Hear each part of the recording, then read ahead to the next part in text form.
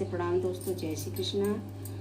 आप सबके बीच एक बहुत ही प्यारा नाच गीत लेके आए हूँ दोस्तों। जैसा लगे कमेंट में ज़रूर बताना, लाइक सब्सक्राइब शेयर ज़रूर करना दोस्तों। पूरा वीडियो देखना। जय माता दी।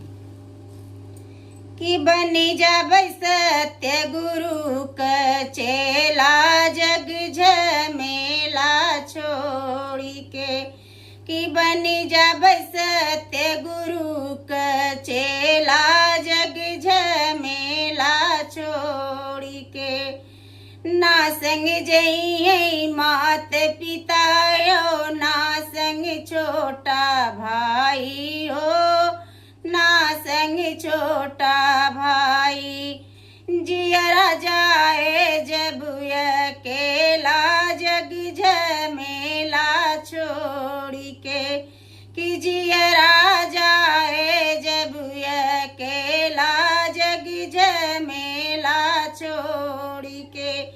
कि बनी जब सत्य गुरु क चेला, जग झमेला छोड़ी के।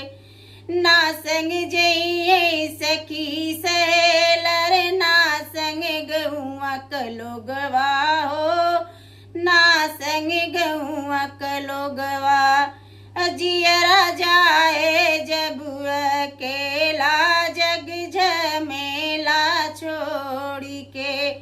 कि जियरा जाए जब अकेला, जग झमेला छोड़ी के। कि बनी जब सत्य गुरु क चेला, जग झमेला छोड़ी के। कि बनी जब सत्य गुरु क चेला, जग झमेला छोड़ी के।